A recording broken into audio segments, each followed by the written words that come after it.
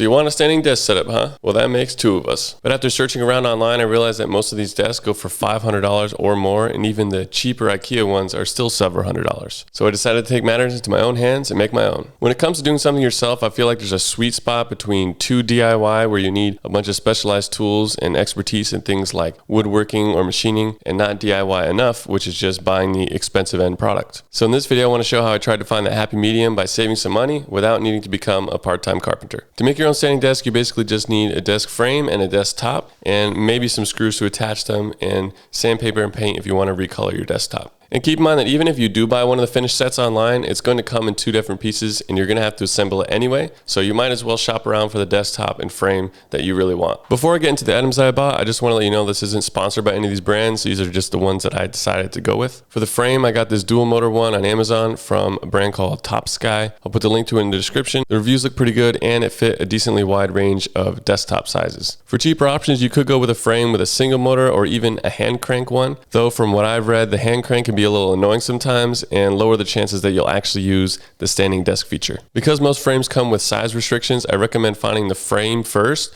before shopping around for the desktop so that you don't have to resize your desktop later. So I took these dimension constraints from the frame I chose and started looking around for desktop options. As far as desktop goes, you really just need a large flat surface. You could go as simple as a piece of lumber or get really creative with it and go with a crazy resin river table or something. But the purpose of this video is simplicity and something that's cheap, so I just went with desktops from IKEA because that seemed to be one of the easiest options and they weren't too expensive. The desktop I ended up choosing was called Log Copton. I think that's how you say that. And it only cost me $59 for a desk that was over 5 feet wide. This was the cheapest option I could find for the size, but I really wanted a black desktop, which this style didn't come in, so I decided to sand and repaint the desk myself. So I picked up some sandpaper from Home Depot and I got this black paint at IKEA, which were both pretty cheap. Also, when I was at Home Depot, I got a couple of wood screws for mounting the frame, which I found out I didn't need, which we'll talk about later. After picking up the desktop from IKEA, I got it to barely fit in my car, got it home, unboxed it, and then laid it out on my patio outside on a plastic surface to get ready for painting. Surface preparation is the most important part of painting, so I made sure to sand the surface down well with 220 grit sandpaper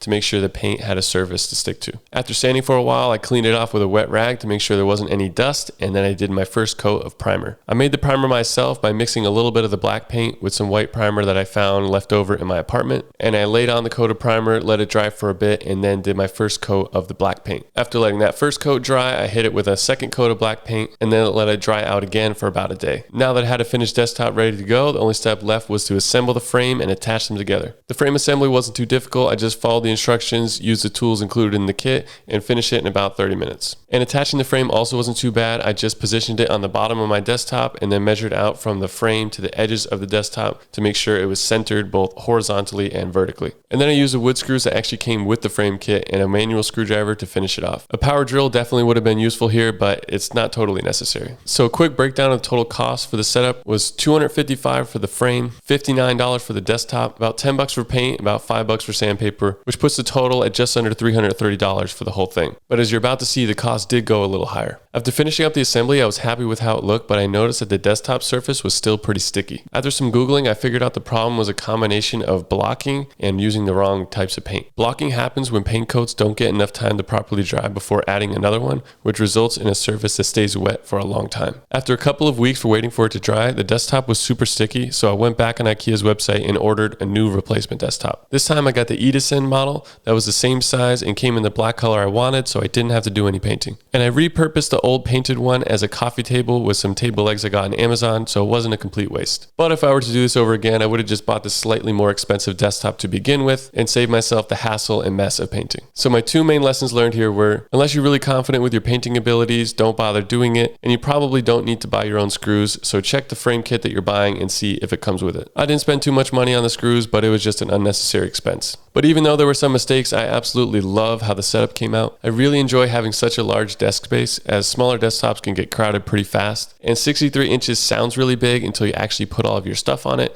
and having that extra room is a game changer. I also like how solid the frame feels. On most desks I've had, the legs usually have a little bit of wobble to them when moving them back and forth, but this one has absolutely none. Again, not sponsored, I'm just impressed with the structural integrity here. It's also pretty quiet while moving it up and down and moves decently fast. I also used two of the programming programming buttons to set my sitting and standing heights, which I actually find myself cycling through quite a lot. I also did a short video on how I did the cable management for the setup that you can check out here if you're curious.